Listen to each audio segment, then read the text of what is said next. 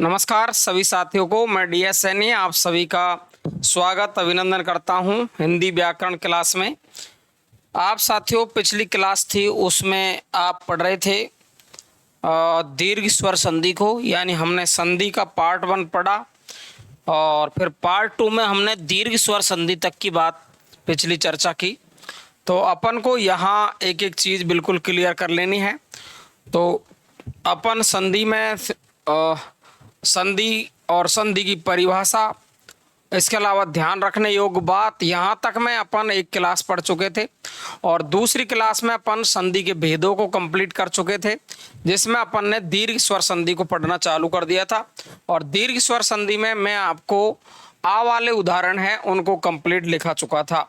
यानी आपकी जो ये क्लास है ये आपकी दीर्घ स्वर संधि की होने वाली है। किसकी होने वाली है? दीर्घ स्वर संधि की आपकी क्लास होने वाली है। तो यहाँ अपन चर्चा करेंगे दीर्घ स्वर संधि पर।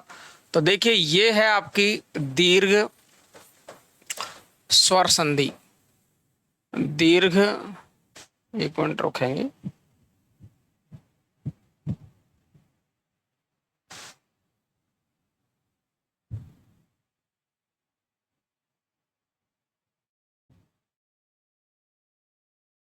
दीर्घ स्वर संधि की अपन इसमें चर्चा करने वाले हैं। और जो आपकी दीर्घ स्वर संधि है इसमें आपको मैंने 3 सूत्र पिछली क्लास में बता दिए थे। 3 सूत्रों को अपन की एक क्लास, आपकी जो क्लास है संधि की वो तीसरी क्लास है, ठीक है ना भाई। और इसमें मैंने आपको जो उदाहरण बताए थे, यानी ए और आ के साथ में यदि अपन ए आ को मिलाते हैं, ए आ को अपन मिलाते हैं तो यहाँ जो निर्माण होता है वो आ का होता है। और इसके अपन कंप्लीट उदाहरण देख चुके हैं। आज अपन जो पढ़ने वाले हैं वो अपन पढ़ने वाले हैं ई, और आपके ई जो है ई के बाद में यदि ई का मेल आपका किसी भी प्रकार से होता है, ई और ई का मेल, तो यहाँ पर आपकी बड़ी ई बनती है और ये है आपका ऊ और बड़ा ऊ। और इसके बाद में यदि आपका ऊ का मेल होता है, ऊ का मेल आपका होता है तो वहाँ पर बड़ा ऊ बनता है। क्लियर है ना भाई। तो अपन ई वाले उदाहरण देखेंगे, बाकी के अपन ने ये वाले उदाहरणों को हल कर लिया है। क्लियर। तो यहाँ से अपन की शुरुआत हो रही थी। तो मैं आपको कह रहा था कि इसमें पर आपसे जो सवाल है वो कई तरीके के सवाल पूछे जाते हैं।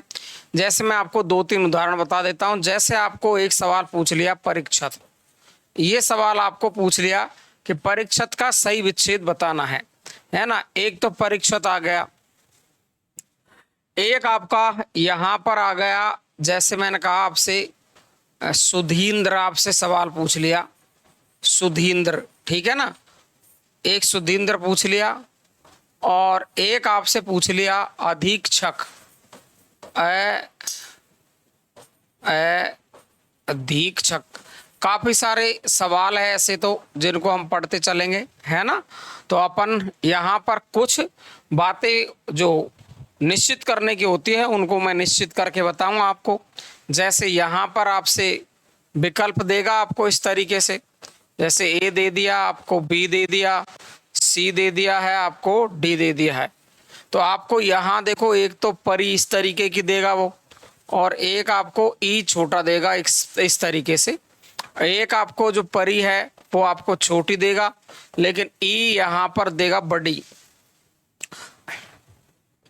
अब अपन ने नियम क्या पढ़ रखा है कि ई को कैसे मिला दो, बड़ी ई बनेगी तो वहां पर आपका हो जाएगी दीर्घ संधि। लेकिन ऐसे नहीं होता है, बहुत सारी चीजें अपन को याद रखनी पड़ती है और याद रखना पड़ेगा। ये आपका परी और धन ईक्षत है। ये आपको यहाँ पर मैंने उदाहरण दे दिया है कि अब आपको इसमें से सही का चुनाव करना है कि सही कौन सा संधि विच्छेद है इसमें से, ठीक है ना। इसके अलावा जैसे आपका सुधींद्र है तो सुधींद्र की भी अपन देख लेते हैं।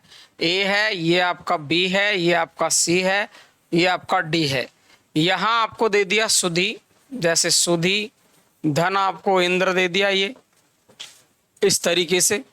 जैसे आपको यहाँ सुधी छोटा दे दिया और यहाँ पर इंद्र दे दिया ये, है ना। जैसे आपको यहाँ सुदी बड़ा दे दिया, तो फिर यहाँ पर इंद्र बड़ा दे दिया, और यहाँ पर आपको सुदी छोटा दे दिया और इंद्र बड़ा दे दिया। तो हमको इतने तो पागल है भी नहीं, कम से कम दो दो विकल्पों को तो हम हटा ही लेते हैं कि कम से कम ये दो विकल्प तो नहीं है, ऐसा तो हम कर ही लेते हैं कम से कम, है ना भाई।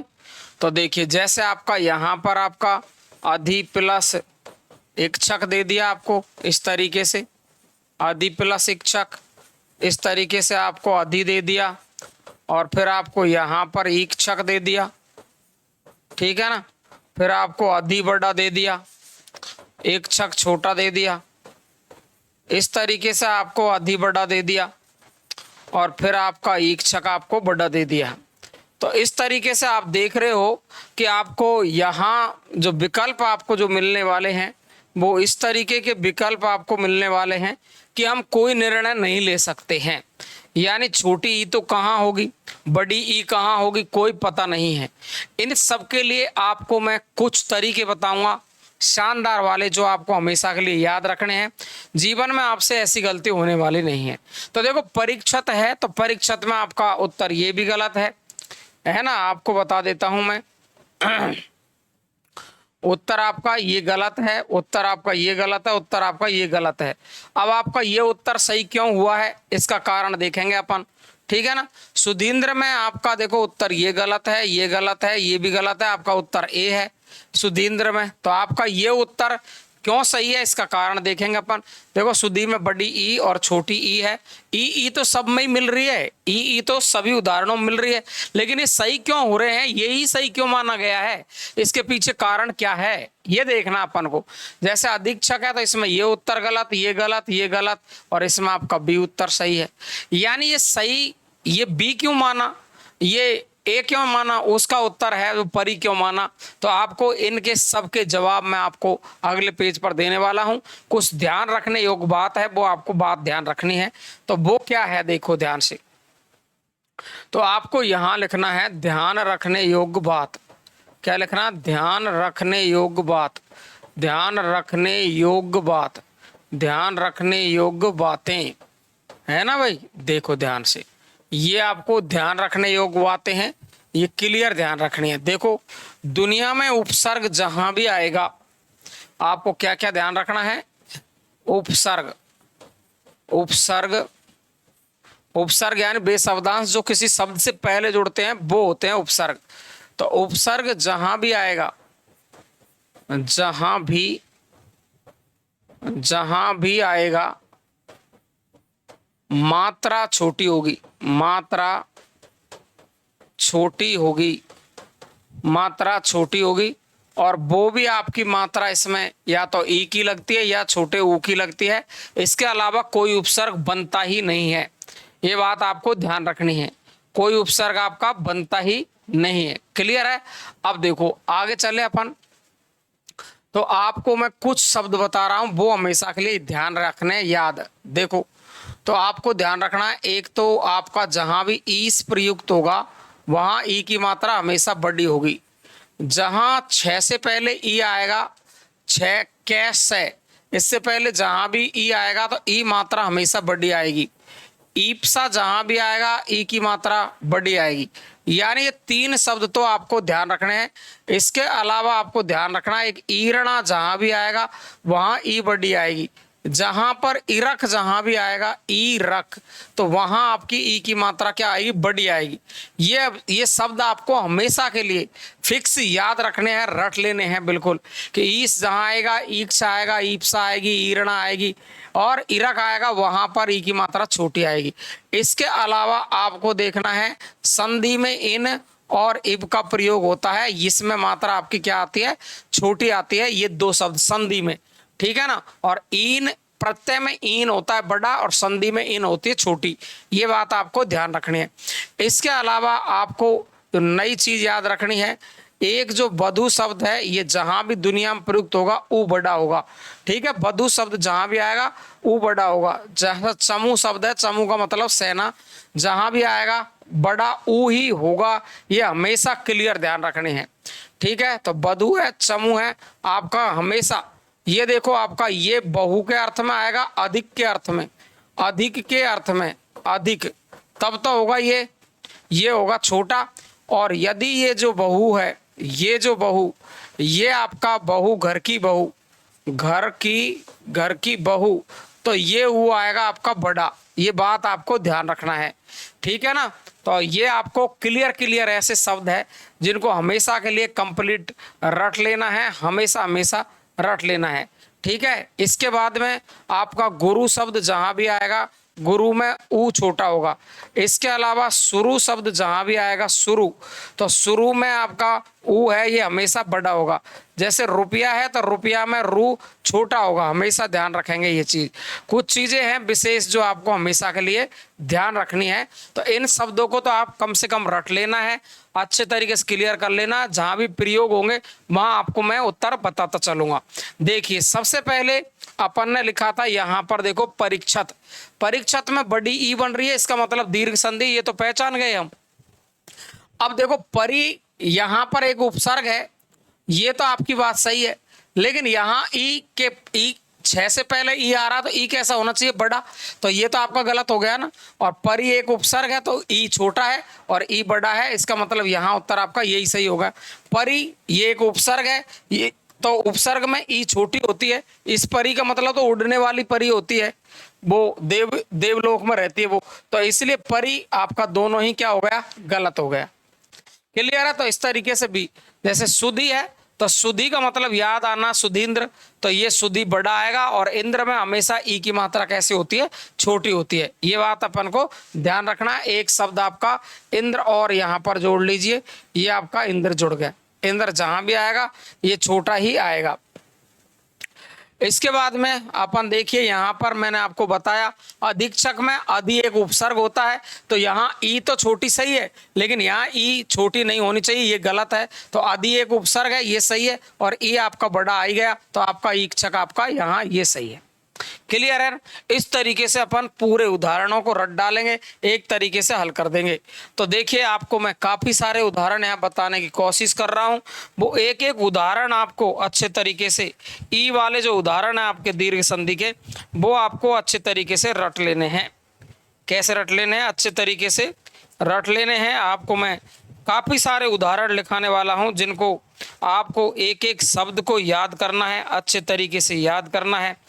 तो मैं जैसे बताऊं आपको, वो आप याद रखोगे तो आपका काम बन जाएगा, ठीक है। तो मैं आपको कुछ उदाहरण लिखता हूं, उनको अपन को ध्यान रखना है। तो देखिए आपको मैं लिख रहा हूं उदाहरण, वो आपको ध्यान रखना है। तो सबसे पहले तो अपन ने क्या लिखा था, आपका परीक्षत, तो परीक्षत को करेंगे अपन सबसे पहले। फिर अपन को लिखना है परीक्षा, परीक्षा, परीक्षा लिखना है, ठीक है ना, परीक्षा लिखना है, परीक्षा आ गया। फिर अपन को अधीक्षक लिखना है, अधीक्षक, है ना। आपको वीक्षक लिखना है, वीक्षक, है ना। ऐसे ही आपका एक शब्द आता है वीक्षा, वीक्षा, ठीक है। एक शब्द आता है आपका बीपसा, क्या आता है, बीपसा। एक आता है आपका अभीप्सा, क्या आता है, अभीप्सा। ये शब्द आपके वाक्यांश के लिए एक शब्द में आ सकते हैं और सादा भी आपको पूछा जा सकता है। एक एक उदाहरण आपको अच्छे तरीके से क्लियर करना है। यानी हमने इक्ष वाले लिखे, ईप्सा वाले उदाहरण लिखे, ठीक है ना। इसके बाद में अपन को ईस वाले उदाहरण लिखे ना अपन, तो काफी सारे उदाहरण अपन के पास है। जैसे आपका रजनीश है, रजनीश, जैसे आपका महिष है, महिष, है ना, महिष है। जैसे आपका गिरीश है, गिरीश, है ना, क्या है आपका, गिरीश। जैसे आपका उदाहरण नदीश है, नदीश, है ना। जैसे आपका उदाहरण वारिस है, वारिस, वारिस है। जैसा आपका उदाहरण सतीश है, सतीश। जैसा आपका उदाहरण शिरीष है। यानी जो मैंने आपको ये उदाहरण लिखे हैं, ये इतने इंपॉर्टेंट है कि आपको सीधे परीक्षा में मिलने वाले उदाहरण है। क्लियर है। तो देखिए ध्यान से, अपन इनको उदाहरणों को हल करते हैं फटाफट से, और अगन आगे बढ़ते हैं। तो आपको एक तरीके से रटने हैं, याद करने हैं, एक एक उदाहरण को क्लियर करना है। तो अपन ने कहा कि अभी परी एक उपसर्ग होता है, तो परी तो छोटा होगा और ईक्षत होगा आपका बड़ा होगा, परीक्षत। परीक्षत में ये है सुरक्षित। क्या है ये? सुरक्षित। ईक्षत का मतलब क्या है? सुरक्षित है। तो जो चारों ओर से सुरक्षित है, परी का मतलब क्या है? चारों ओर, चारों ओर, चारों ओर से जो सुरक्षित है उसको कहेंगे अपन परीक्षत। और ये देखो परी फिर से एक उपसर्ग है, ईक्षा, चारों तरफ से देखा जाए परखा जाए वो परीक्षा है। अधीक्षक में आपको मैंने बता ही दिया, अधि एक उपसर्ग है और यहाँ ईक्षक करेंगे अपन, तो ई की मात्रा कैसी होगी आपकी? बड़ी होगी। बीक्षक में कहाँ से तोड़ेंगे अपन? यहाँ से। तो देखो बी एक उपसर्ग है और फिर आपका ईक्षक टूट जाएगा, मतलब आपको जोर ही नहीं आएगा जब उदाहरणों को हल करोगे। देखो बीक्षा में बी है और बी में से क्या बचेगा? बड़ी ई और ईक्षा। क्लियर हुआ? इस तरीके से बी और ईप्सा मैंने आपको अभी बताया था कि ई में ईप्सा में ई बड़ी होगी, ईप्सा का मतलब है इच्छा, ठीक है ना, विशेष इच्छा।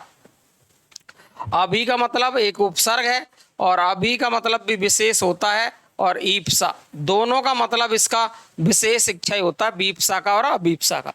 ठीक है, क्लियर है? इस तरीके से प्रत्येक उदाहरण को अपन क्लियर कर लेंगे। रजनी, रजनी का मतलब होता है रात, रजनी का और ईस जहां भी आएगा बढ़ाई आएगा, ईस का मतलब स्वामी पति, तो रजनी का मतलब क्या है? रात, तो रात का पर्यायवाची, तो रात का जो ईश्वर स्वामी है वो रजनीश है और वो कौन है? चंद्रमा। तो आपको एक चंद्रमा का पर्यायवाची याद रखना है, रजनीश चंद्रमा का पर्यायवाची है। महीस है, ये मही है और मही का मतलब होता है पृथ्वी। क्या होता है? पृथ्वी। और मही प्लस ईस, तो मही का ईस स्वामी होता है, वो कौन होता है? राजा होता है। पृथ्वी का स्वामी राजा होता है। तो इनके अर्थ में इधर की तरफ लिख रहा हूं, इधर जगह नहीं है अपने पास में, इसलिए ध्यान रख लेंगे।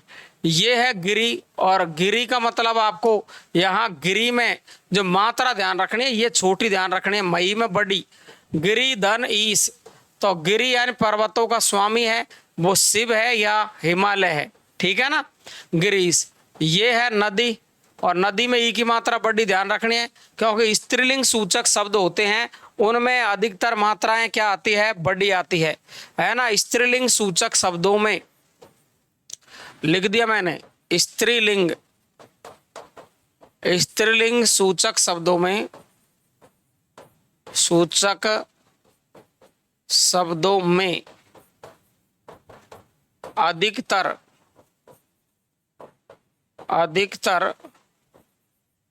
बड़ी ई की मात्रा आती है, मात्रा आती है। क्लियर है? याद रख लेंगे अपन। चलो, तो नदी स्त्रीलिंग है इसलिए नदियों का स्वामी है ईश, तो नदियों का स्वामी कौन होता है? समुद्र, क्योंकि नदियां कहां जाके रुकती है? समुद्र में। तो साथ में पर्यायवाची याद रख लेंगे सबके। ये किसका पर्यायवाची है? चंद्रमा का। किसका पर्यायवाची है? चंद्रमा का। ठीक है, ये देखिए आप, तो नदी धन ईश, ये है समुद्र। इसी प्रकार से बारी, बारी का मतलब होता है पानी। क्या होता है? पानी। तो वही पानी का स्वामी भी कौन होता है बताओ? समुद्री होता है, यानी ये भी किसका पर्यायवाची? समुद्र का। कितने सारे पर्यायवाची रट जाएंगे तुमको जिसकी कोई हद नहीं है। तो बारी भी किसको कहते हैं? पानी को। ठीक है, ये सती है, यहाँ पर सती आपको बड़ी ध्यान रखनी है। ये आई है आपकी पार्वती के लिए। किसके लिए? पार्वती के लिए। और एक सती छोटी और होती है जिसका मतलब होता है अपने स्वामी के ऊपर जलकर मरना, वो होता है सती छोटी, और ये है पार्वती के लिए। सती धन ईश, तो पार्वती के स्वामी कौन है? शिव, तो सतीश किसका पर्यायवाची है? शिव का पर्यायवाची है। ये लो, हो गया ना काम। बताओ कितने सरल उदाहरण है। श्रीस, ये है श्री, श्री में बड़ी की मात्रा आएगी। श्री का मतलब है लक्ष्मी, श्री का मतलब क्या है? लक्ष्मी। और श्री के ईश, श्री के स्वामी कौन है? लक्ष्मी जी के स्वामी विष्णु भगवान। तो विष्णु का पर्यायवाची याद हो गया श्रीश। कितने पर्यायवाची याद कर लिया आपने? देखो, विष्णु का पर्यायवाची श्रीश, शिव का पर्यायवाची सतीश, समुद्र का पर्यायवाची बारिश, समुद्र का पर्यायवाची नदी, शिव का पर्यायवाची गिरीश, राजा का पर्यायवाची महीश, चंद्रमा का पर्यायवाची रजनीश। और इनके उदाहरण है मात्रा ध्यान रखेंगे। रजनी धन ईस, मही धन ईस, गिरी धन ईस। गिरी में ई की मात्रा छोटी ध्यान रखनी है। नदी धन ईस, बारी धन ईस और सती धन ईस। सती में ई की मात्रा बड़ी ध्यान रखनी है। श्री धन ईस। हो गया काम? बताओ कितना सरल हो गया, कितना सरल हो गया, बताओ। हुआ काम? इस तरीके से अपन को एक एक उदाहरण को याद कर लेना है क्लियर करके। और भी लिख लेते हैं अपन उदाहरण, तो उदाहरणों की अपन के पास में कमी नहीं है बिल्कुल भी। जैसे अवनीश है, रतीश है ना। जैसे देखिए आप, अवनीश, जैसे रतीश, रतीश, और इसके अलावा आपका योगींद्र, योगींद्र, उर्वीश, है ना, योगींद्र, उर्वीश। उदाहरण आपको एक से एक श्रेष्ठ मिलेंगे, बिल्कुल एक से एक श्रेष्ठ मिलेंगे। बताओ कोई दिक्कत है आपको? एक जानकीस, है ना, जानकीस,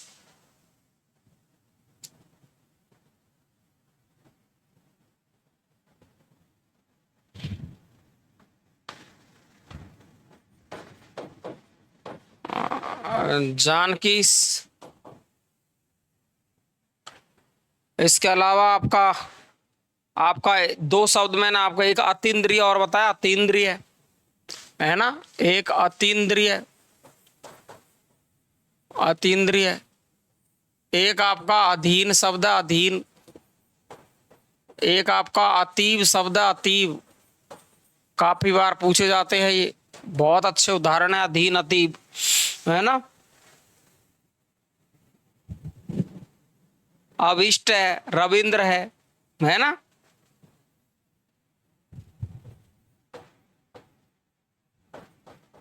अभिष्ट, रविंद्र। काफी सारे उदाहरण अपन ने लिखे हैं, सबको एक एक को रट डालना है एकदम अच्छे तरीके से। तो देखो यहां आपका अवनी है, अवनी धन ईश।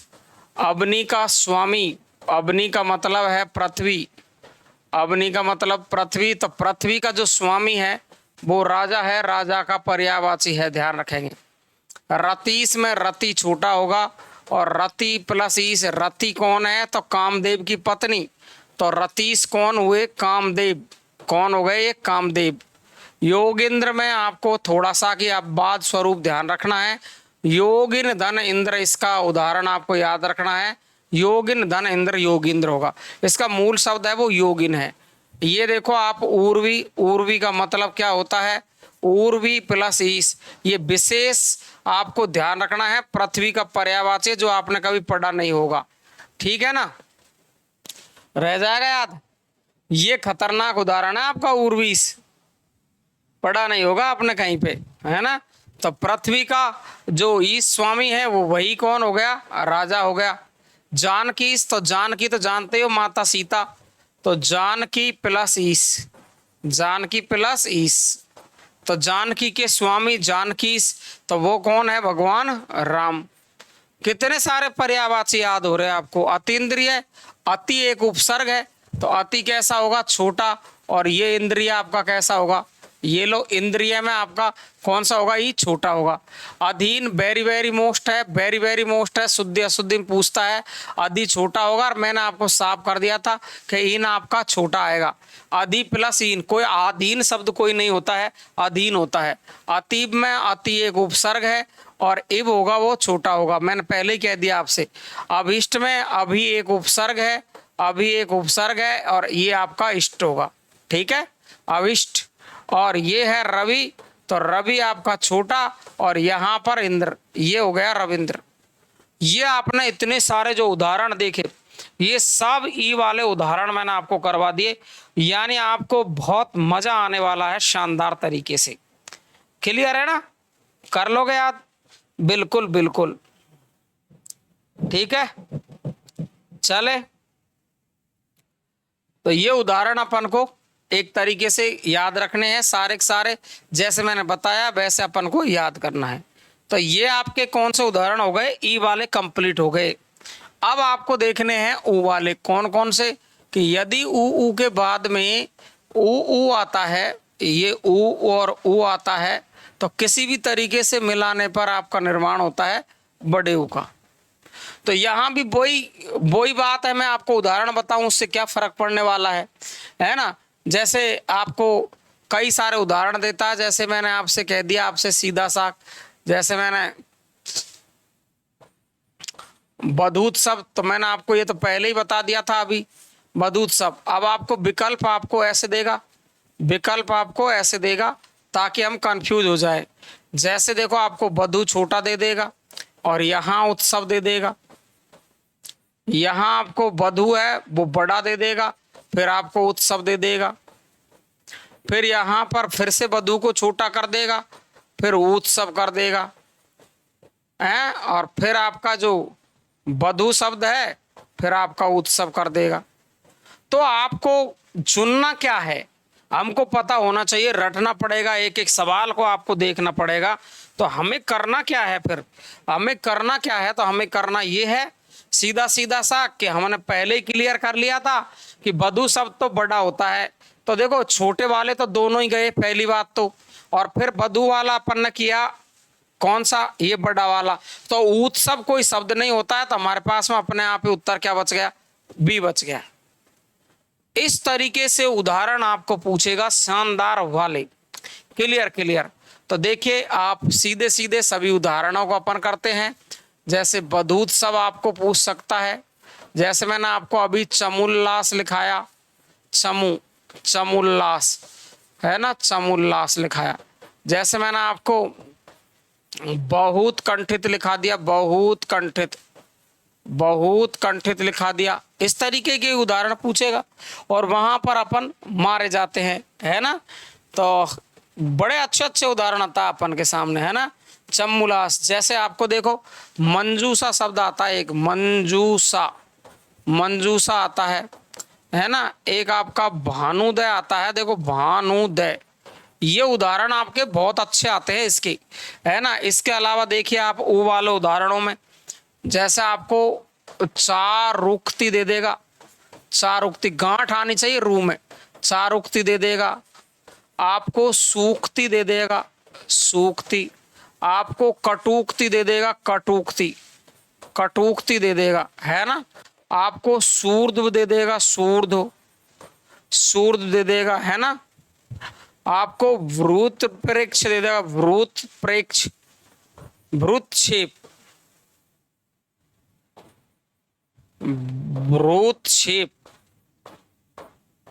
वृत्तक्षेप दे देगा। ऐसे उदाहरण देगा जिनमें हम चक में फंसे रहे हैं, जिसमें हम किस में फंसे रहे, चक में फंसे रहे। जैसे आपको लघूर्मी दे देगा, लघूर्मी दे देगा। जैसे आपको लघुत्तर दे देगा, लघुत्तर दे देगा। आपको देखो आपको उदाहरण ऐसे ऐसे देगा। आपको गुरुपदेश दे देगा, गुरुपदेश दे देगा। ऐसे उदाहरण देता है जहां हम अटके रहते हैं, गिर जाते हैं, समझ नहीं पाते उदाहरण को कि हमें कहना क्या चाहता है, कि हमें कहना क्या चाहता है। ऐसे उदाहरण आपको बहुत सारे देखने को मिलेंगे, है ना।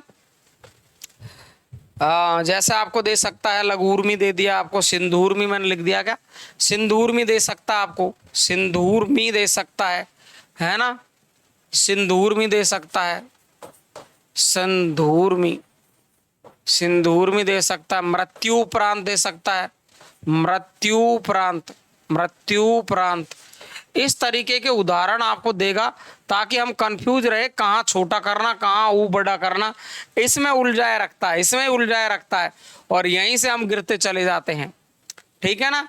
तो काफ़ी सारे उदाहरण होते हैं इनके, लेकिन जो मोस्ट इम्पॉर्टेंट है वो तो मैंने आपके सामने सारे के सारे लिख दिए हैं, एक भी आपका छूटने वाला नहीं है यहाँ से। तो आपको देखना है बधूत्सव का तो उदाहरण होगा, वो मैंने आपको पहले ही कर दिया कभी क्लियर कि ये बधू है, ये शब्द आपका हमेशा बड़ा रहेगा। और ये उत्सव, नई बहू आती है तो घर में उत्सव मनता है, उसको बधूत्सव कहते हैं। चमू, यह आप हमेशा के लिए याद रखेंगे। चमू का अर्थ है सेना। पर्यायवाची में पूछा जा सकता है कि सेना का पर्यायवाची कौन सा है कौन सा नहीं है। तो चमू प्लस उल्लास, उल्लास का मतलब खुशी।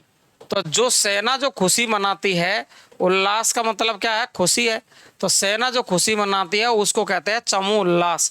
बहुत कंठित, ये बहू के घर की बहू के अर्थ में नहीं है। बहू का मतलब बहुत ज्यादा है। उत्कंठित का मतलब है जानने का इच्छुक। उत्कंठित, उत्कंठित क्या होता है आपका, उत्कंठित। ठीक है। जैसे मंजू है आपका, तो मंजू धन ऊषा में, ऊषा, ये ऊ आपको ध्यान रखना है छोटा, इंपॉर्टेंट है, ध्यान रखेंगे। मंजू भी छोटा और ऊषा भी छोटा है। इसी प्रकार से भानु, भानु, तो भानु आपको बड़ा नहीं रखना याद, भानु आपको याद रखना छोटा। मंजू का मतलब क्या है सर, सुंदर। मंजू का मतलब सुंदर सुबह, सुंदर सुबह जिसको तुम गुड मॉर्निंग बोलते हो ना, वो है सुबह मंजू सब। भानु का मतलब क्या है, भानु का मतलब क्या है, सूर्य है। ठीक है। और ये है उदय, क्या है ये, उदय, सूर्य का उदय होना है। कर लोगे क्लियर। एक एक चीज इस तरीके से एक एक सवाल को याद रखना है मजे के साथ में, क्लियर हो जाएगा। अगला चलते हैं अपन। देखो चारुक्ति दिया ना, इसमें क्या ध्यान रखना है आपको, इसमें चारू में ये रू बड़ा याद रखना है, ये गांठ वाला, इसको बोलते हैं बड़ा रू या बड़ा ऊ, है ना।